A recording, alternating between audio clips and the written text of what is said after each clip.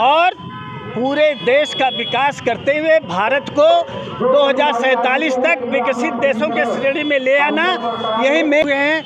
और माननीय मोदी जी की जो सोच है उसमें हमारे बाबा साहब डॉक्टर भीमराव अंबेडकर के जो सिद्धांत है सीधे सीधे उसकी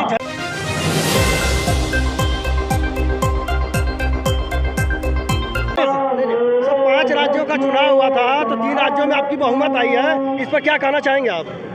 ये बहुमत माननीय प्रधानमंत्री जी के उनके जो सिद्धांत हैं, जो जनता के प्रति उनका विश्वास है, जनता के लिए जो काम कर रहे हैं और जनता के कल्याण के लिए जितना उन्होंने कार्यक्रम चलाए हैं उनकी जीत है। सर ये बता रहे कि 2024 में इस बार क्या आप लोग का क्या मुद्दा रहेगा? इस बार जनता में जो मुद्दा है वो सबको मालूम है, सबका साथ, सबका विकास, सबका विश्वास, सबका प्रयास, ये मेन मुद्दा है। दूसरी बात यह है कि जो हमारे भारतीय जनता पार्टी के संस्थापक थे पंडित दीनदयाल उपाध्याय जी, उनकी ये सोच थी कि अंत्योदय मतलब समाज के आखिरी व्यक्ति तक जो भी सरकार की योजनाएं पहुँचे और वो आत्मनिर्भर बने, अपने पैरों पर खड़ा हो, और वही सिद्धांत लेकर माननीय मोदी जी आगे बढ़े हुए हैं।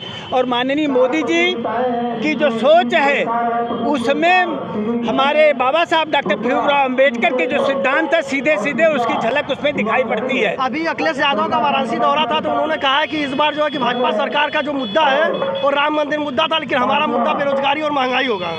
बेरोजगारी, महंगाई और आत्मनिर्भरता और पूरे देश का विकास करते हुए भारत को 2047 तक विकसित देशों के श्रेणी में ले आना, यही मेन मुद्दा है। और राम मंदिर तो आस्था का प्रतीक है। भगवान राम का जो रामचरितमानस है, भगवान राम का जो चरितार्थ है वो मर्यादा पुरुषोत्तम है, उसको तो सारी दुनिया मानती है, कोई हिंदुस्तानी के लोग नहीं, सभी धर्म के लोग मानते हैं, उसमें कुछ कहने की बात नहीं है। अखिलेश यादव ने अपने बयान में कहा है कि जो है उत्तर प्रदेश अब अपराध का हब बन गया है। ये अखिलेश यादव की सोच इसलिए है कि उनको भगवान सद्बुद्धि दे कि उनके 2012 से 17 के कार्यकाल में क्या क्या उन्होंने किया, किस प्रकार से इस देश में अराजकता फैली थी, गरीबों दलितों को के खिलाफ तमाम प्रकार के अत्याचार होते थे, ये बात वो शायद भूल गए हैं, इसीलिए वो ये बात कह रहे हैं। और वो कभी कभी इस बात को कहते भी हैं लेकिन उसका कोई पर्पज नहीं उनके कहने का। उनका ये है कि हम सुर्खियों में बना रहे हैं, अखबारों में बने रहे, मीडिया के सामने बना रहे हैं। वाराणसी आगमन में सपा सुप्रीमो अखिलेश यादव बार बार घर घर के नारे को रिपीट कर रहे थे, बार बार वो घर घर के नारे को रिपीट कर दिए। भाजपा का जो घर घर नारा है वो भी 2024 में फेल हो जाएगा। वो कहते रहेंगे 3 प्रदेश देख लिया, माननीय अखिलेश यादव देख लिए, राहुल गांधी देख लिए, पूरी कांग्रेस पार्टी देख ली, बहुजन समाज पार्टी देख ली, आखिर क्या हुआ? सर मेरा अंतिम भारतवर्ष में माननीय मोदी जी एक विश्व गुरु के रूप में उभर रहे हैं, जो पूरी दुनिया में लोग उनको रिकॉग्नाइज इसी रूप में पैक कर रहे हैं।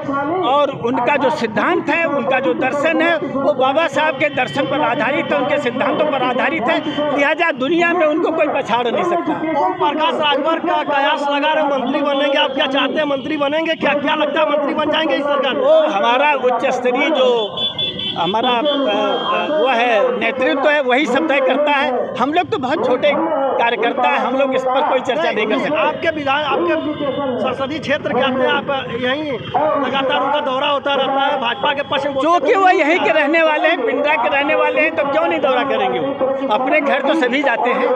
तो माननीय ओम प्रकाश राजभर जी भी आते हैं तो कोई बुराई नहीं है। कोई बात कहते हैं, उनको जो अच्छी लगती है वो भी कहते हैं, जो बुरी लगती है वही भी कहते हैं। यही तो प्रजातंत्र है असली। माननीय ओम प्रकाश राजभर जी को आप सेक्लूट मत करिए, इनको अलग मत करिए। सारी दुनिया के लिए जहाँ प्रजातंत्र है, प्रजातंत्र में हर व्यक्ति को अपने बात को कहने का, अपने अभिव्यक्ति का उनको स्वतंत्रता है, इसलिए कोई बात नहीं है। सर आपका समाज कहता है कि संविधान खतरे में, इसमें क्या कहेंगे? उनको पता नहीं इस बात का। संविधान खतरे में तब था जब जातिवाद चरम सीमा पर था। आज जब जातिवाद समाप्ति की तरफ है, जब धर्मवाद समाप्ति की तरफ है और समतामूलक समाज की स्थापना के लिए माननीय मोदी जी कटिबद्ध हैं, ऐसे में आप कैसे सोच सकते हैं? सर गांव में आज भी दलितों और गरीबों का उद्धार नहीं हुआ। क्या ऐसा नहीं लगता कि आप लोग को मुहिम कुछ चलाना लोगों चाहिए शिक्षा को लेकर? कुछ लोगों ने अपनी प्राइवेट प्रॉपर्टी समझ लिया है कि वोट जहां हम चाहेंगे वहीं डालेंगे। वही लोग परेशान हैं। उनको भी भगवान सद्बुद्धि दे कि वो उस धारा में बहें जहां पर उनको किनारा मिल जाए, वो उस नाव में बैठे जहां पर उस नाव को डूबने से बचाया जा सके। शहरी जन की आवाज नौका ही समाचार। ऐसे तमाम खबरों के लिए बने रहिए हमारे साथ।